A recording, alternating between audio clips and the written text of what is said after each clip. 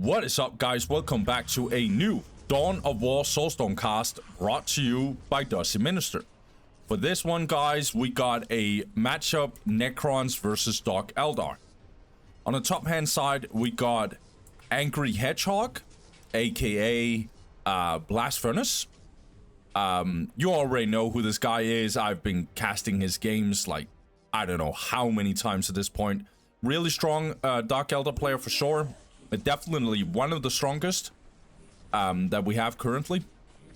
He goes for 2 mandrakes, and then he goes Hall of Blood, and he goes Plasma Generator. So looks like a Archon warrior build. Well, we'll see if this is a good idea or not. Because on the bottom hand side, we got Focus. Focus, he is instantly going over with some Builder Scarabs. And then he goes all his Scarabs and 2 Necron Warriors. I kind of like this move by him. These Mandrakes are really bad at handling Scarabs like this. Problem is, Warriors is on their way and they deal just fine with these Scarabs. So we'll see here. Getting the Archon right after. Yeah, nicely done here. So Focus cannot decap this one. Yeah, that's real good. So I think this move would have been better if it was Dark Foundry. Because I think the jet bikes gets a little bit later out than the warriors. Speaking of warriors, we have some Necron warriors out. And we are not going any type of Necron Lord. I don't think Necron Lord is smart in this matchup normally. At least not against jet bikes. But now he sees warriors. So this is a Hall of Blood opening. I think this matchup specifically is very... Like, you can definitely go Hall of Blood. And in certain cases, it might actually be better. I just don't know if it's a good idea on this map. Because this map is very big, and jet bikes can use the speed really well. We'll see here, however. Focus. He's actually going his 7th generator. That's crazy to me. So no points captured right now. That's not good, because he's population capped here. But he could get away with it, because in comes the Ghost Turret right now.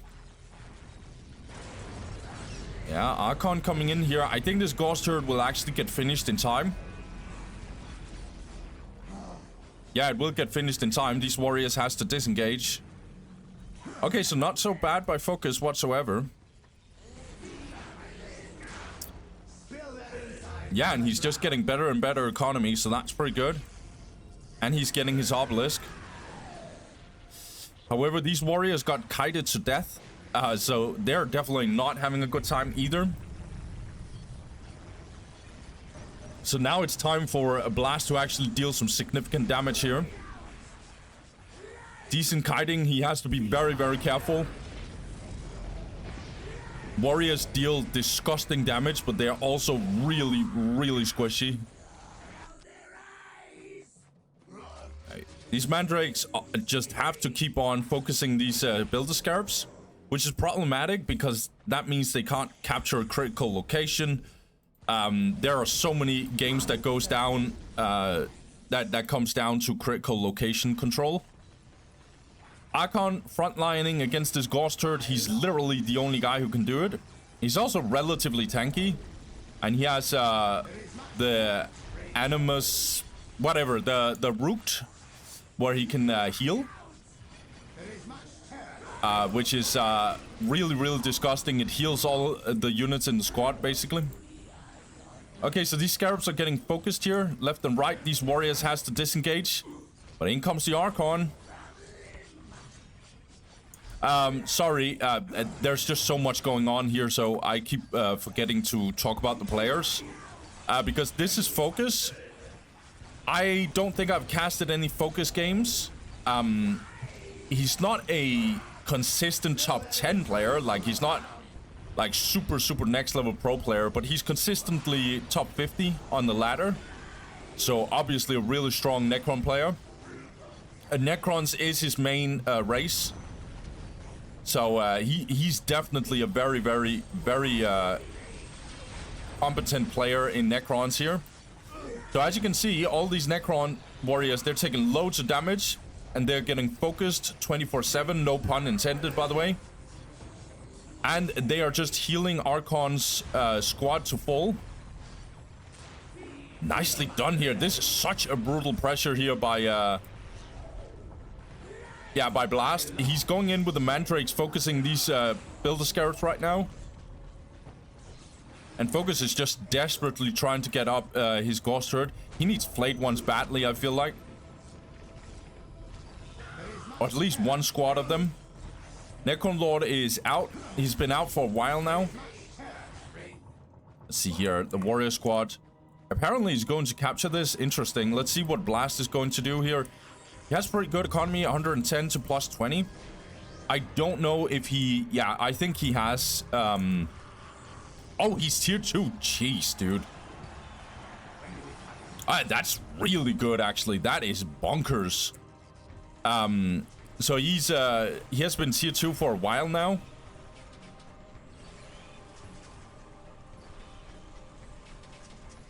So that makes sense because he only had one warrior squad.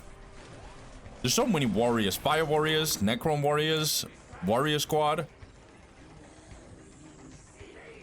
But yeah, so Blast, he basically just went ham early game and didn't invest too much in army, just a warrior squad. He has invested a lot in economy, apparently, which is kind of crazy. Like, normally in this matchup you would see Dark Eldar just going ham, but Blast, he got away with it. His problem right now is that Necrons is actually in a decent spot. They're going tier 2 themselves, and Focus's economy is rapidly improving. His problem is that his army is going to be vulnerable when, the witches are getting out here. No upgrades for them, so they have to teleport back here, I feel like. Poison Blades just, got in here for the witches. Good malediction here on these Necron warriors. They're stunned. They're going to take loads of damage here. Morale drop. They have to TP out immediately. Oh, they can't because of the stun. Yeah, this is disgusting damage here. Really, really good by Blast.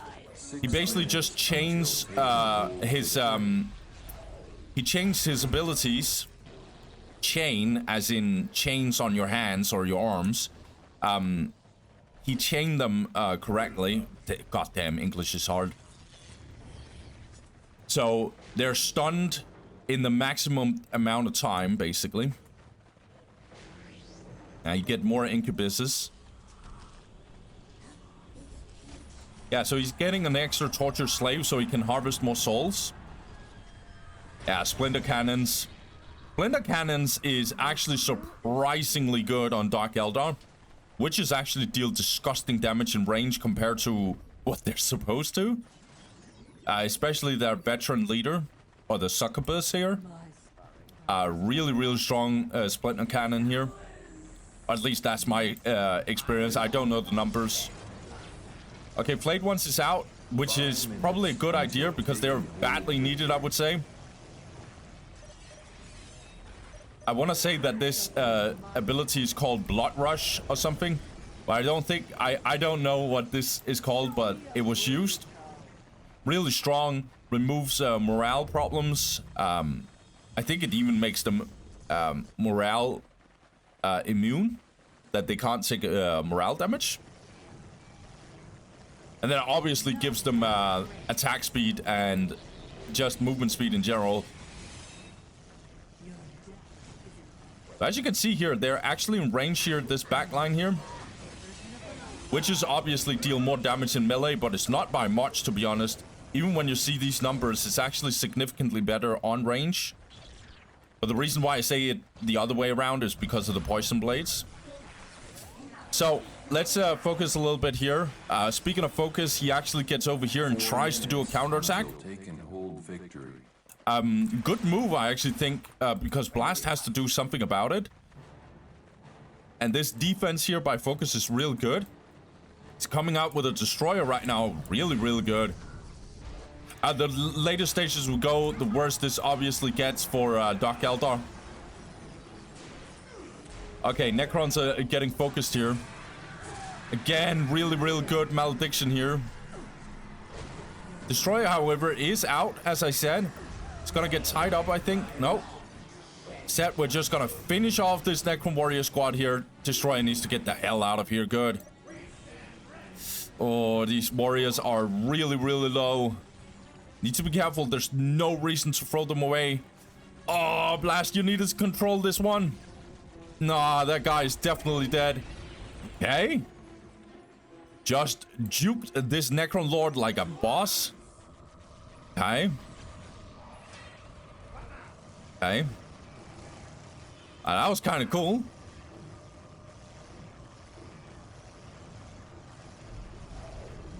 This guy got some balls for sure. Can I say that on YouTube? Maybe not. Necron Lord is trying to buy some time. I guess, yeah. I think this is smart. Now in comes the Flayed Ones as well. Scourges are here, but I feel like Blast has been caught with his pants down. He needs to run back really, really fast. He cannot afford this onslaught here. Hey, good, but Necron Lord, he immediately gets out. Is that smart? He just bought some time. And now he's going tier 3. This is really good by Focus, to be honest. Tier 3 is also coming in for Dark Eldar. But I'm just gonna say right now, tier 3 is better for Necrons than Dark Eldar for sure. We'll see here. At this matchup in general, and I say very much in general because I've heard otherwise. Okay, Necron Lord got absolutely murdered here. Nicely done here. But yeah, this matchup, I've heard different opinions, but the most common opinion is that this matchup is favored towards Dark Eldar. Mainly because of the early game. But also because even tier 2 is pretty good for Dark Eldar. And these Necron Warriors, there's so many Necron Warriors that has been dead for a while. Every single time they're in a bad position, they just get murdered. Yeah. So here we get a new problem here. We get a Homunculus and a Warp Beast. By the way, like, Blastus' economy has been ridiculous this whole time. 147 to plus 50, so he has accumulated so many resources. Okay, Focus is definitely behind in control, in map, in everything. He's getting Pariahs right now. Pariah's really, really good. Super tanky unit. Well, I say really, really good. But they're really, really tanky. They deal really good damage, especially on buildings. I don't think they're super good in a straight fight. Okay, good. I don't remember this armor ability. I used to know it. 6 minutes until taking hold. It's really, really good placement. Yeah, it hit them all. Except for this guy, apparently. Okay, Warp Beast is in here now. So many turrets, though. But yeah, Pariahs are not considered, like, the best, I would assume, in a straight fight, because they're just getting kited, but they're really strong if they do some cross-map backdoor shenanigans. Okay. A little awkward here for Blast. He wants to go in here, and so he will. Good Malediction on these Pariahs again. However, this Wraith is having a really, really good time against these Scourges here. In comes the Warp Beast. They've had enough. They're gonna focus this Wraith here. Flayed Ones are still in the mix here. Loads of damage here coming for Dark Eldar, but it's still not cutting it. Good defense here by Focus. Yeah, Warp Beast are not having a good time either. They're getting morale drop. That would be really, real bad. Oh, they get out in time. Hey, really good game so far, actually. I really like it. It's also a good matchup to focus on or cast. Every single time I watch this matchup, it's always good. Energy core coming in. Okay. Loads of float here from focus. We might actually see a monolith. Maybe not. We are getting Necrolord. I would imagine that they might get the... Why can I not remember them? The tier 4 unit, not the guy with... not the Dark Reaper guy. The guy who can possess squads and stuff. They might get that guy. Okay, let's see here. Blast still has ridiculous economy, but economy won't save him the later stages we get.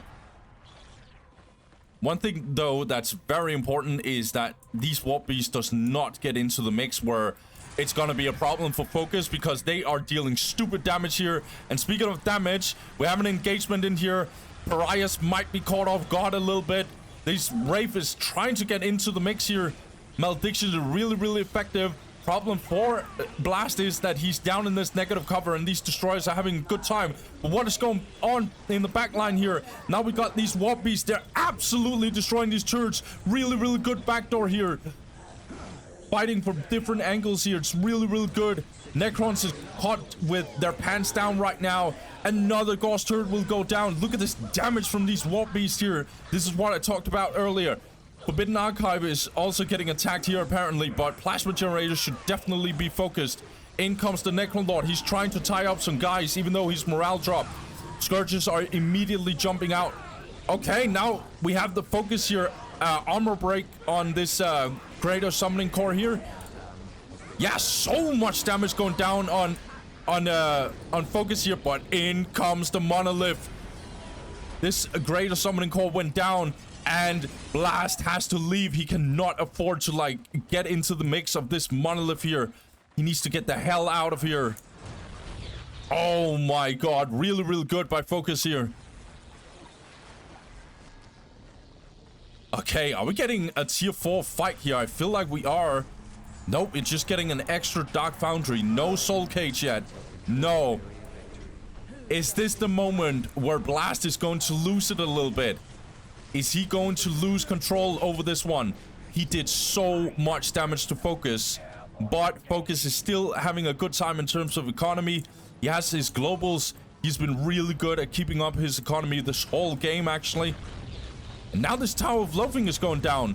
Soulstorm, yes, this is why it's called Soulstorm, this game. It's because of this ability. And yeah, it's not a beautiful sight. These Scourges are actually getting tied up. They need to get out here. Pariahs are absolutely going to murder them. And what is Blast cooking? What is he cooking?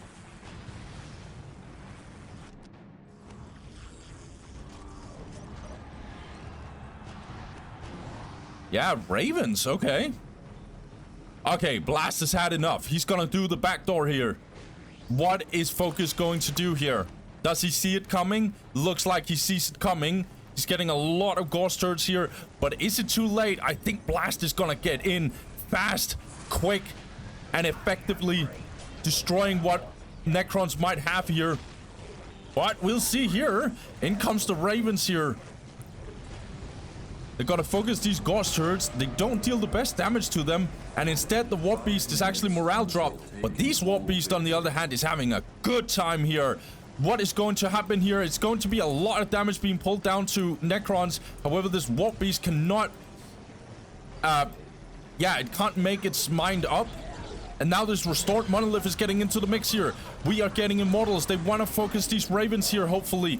The Pariahs needs to get back. They're out of position right now. So much damage going down on Focus here. Has he lost the plot? Is he going... Yeah, this Monolith is not having a good time. So much damage, and in comes all the army here of Blast. He's having a good time right now. Looks like it's GG for Focus. He calls it anyway. The game is over. Yeah, this means that Focus is leaving here, so I'm just gonna fast forward here. Yeah, good game. Really good game. Honestly, really solid performance by really solid performance here by Blast. I'm sorry, I don't know why I can't talk today. It sometimes happens that I just brain fart 24/7. Yeah, Blast was really effective, I felt like. I thought his early game was really, really, really solid. All he went was an Archon and a Warrior Squad. Obviously, and some Mandrakes. And he... I don't know, he was just smart. He saw that, yeah, I can't do anything here, so I'm just going early tier 2. Which was smart, I felt like. That was definitely smart. Yeah, because he got witches after that. I've seen a couple of games with Blast playing up against Necrons. He thinks this is the best way to go. So he goes a Warrior Squad, Archon, and then sometimes he also goes in with some Mandrakes. Actually, usually he does that. That's his early game. That's what he pushes in with. And then he goes tier 2. Doesn't overextend too much, so he has resources to go tier 2. Where he then gets some witches, and then he gets Splinter Cannon. I think that's the way he goes. Also, in the midst of all this, he's also upgrading at least 2 of his listing posts here. So he's getting good economy into tier 2. I think he believes that being ahead in tech and getting tier 2 is actually the way to go against Necrons. I've seen otherwise. I've seen other Dark Eldar, if the map is correct. For example, Blood River. I've seen it on Battle Marshes as well. Like, well, whatever. At least smaller maps, where they just go in with warrior squads and overwhelm Necrons. But if Necrons is smart, they see it coming. By the way. They'll easily counter that. Not all... Well, it's a coin flip. Sometimes you don't know if this Hollow Blood is being built. So... Yeah, but... Yeah, you know... This map might not be the best warrior build. But I think Blast, he was just like, that's fine. I'm not here to murder him early. I'm just here to put some pressure on him to get tier 2, get some witches. And then tier 3, I'm gonna try and finish him with Warp Beast. That's kind of Blast's way to go. Fatamorga. Fatamorga was the other map that I was thinking about where you can go warrior spam for sure. Although it's a bit more risky on this map. On that map, I should say. Yeah, for focus, I'm not sure, because he went in here. I thought the idea of decapping was a good idea.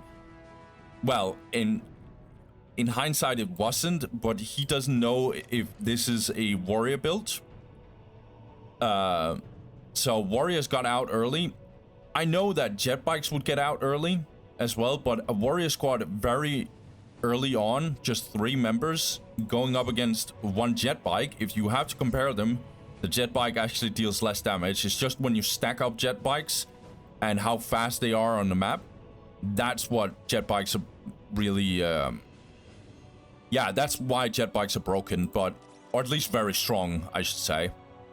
But warriors just... If we only talk damage, and we only talk damage, like that's the only thing we care about right now, then warriors are definitely the best.